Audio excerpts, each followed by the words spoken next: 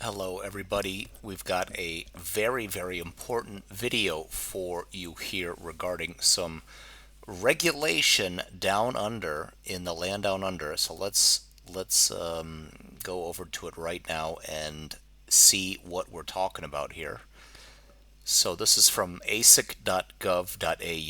All right. So it says the ASIC extends no action position for digital asset businesses to the 30th of September 2026. So this was just a few days back on the 25th of June. It says here digital asset firms providing financial services have an additional 3 months to apply for or vary an Australian financial services license, sometimes known as an AFSL, following ASIC's extension of its sector wide no action position to the 30th of September 2026.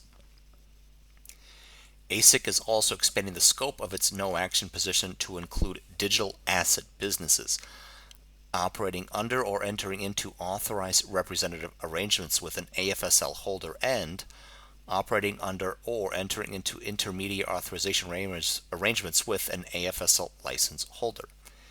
ASIC's decision reflects a pragmatic response to industry transition challenges. The extension and broader scope support an orderly path to licensing while maintaining a focus on investor protection and market integrity.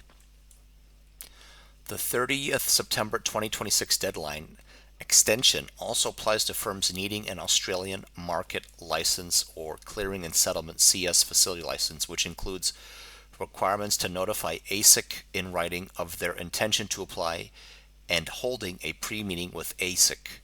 So ASIC has received approximately 30 license applications from digital asset businesses since October of 2025, following updates to Information Sheet 225 Digital Assets, Financial Products and Services, Info 225.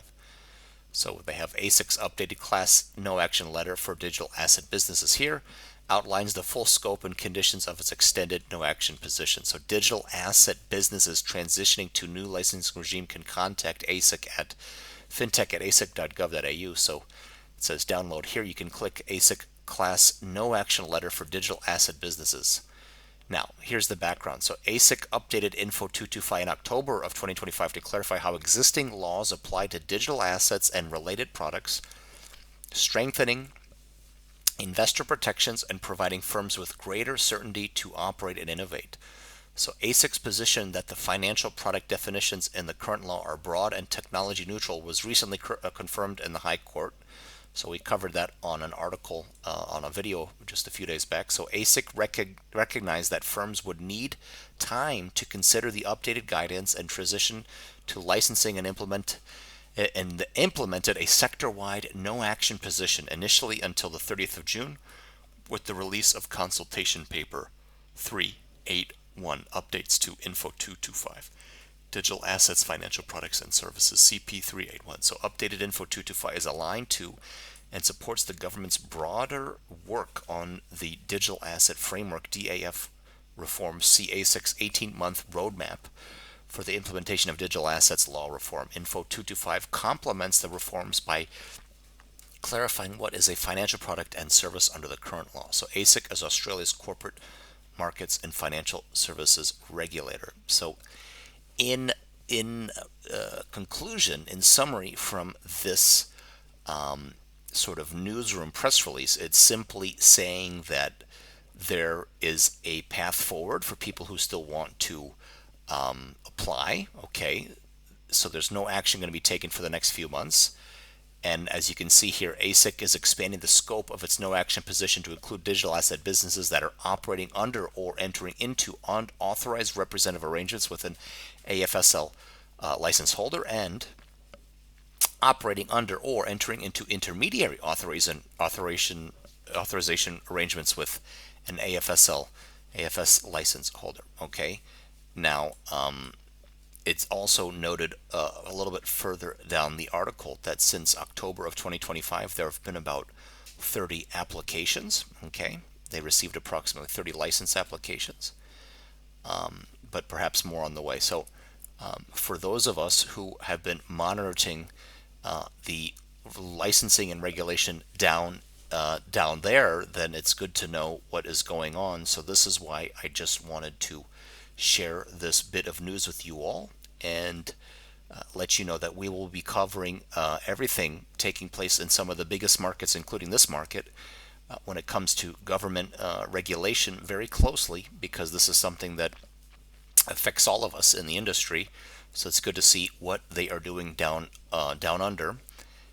And with that being said, we will just leave that there for now. And we, of course, are cryptodeposit.org. You can connect your wallet with dozens and dozens of wallets. You can see I use MetaMask. You're welcome to go to Crypti, which is our partner platform. There's dozens and dozens of wallets you can connect. And then, of course, you can deposit cash. Once you've connected a wallet, you can buy stable coins. You can deposit stable coins. There's a yield curve to get a return. There's holdings. Once you've connected your wallet, you can see. Borrowing and lending is something very big for us. Over the counter, of course, as well, if you want to do over the counter OTC. And then statements, once you've connected your wallet, XMTP secure messaging, activity history, exchange and swap. So there's a lot to go through. If there's any questions, leave a comment. We can go through that in more detail. There's a white paper video. So there's so much to visit and see at cryptodeposit.org. If you have any questions, you can email us at info@cryptodeposit.org, and we will be more than happy to get you onboarded.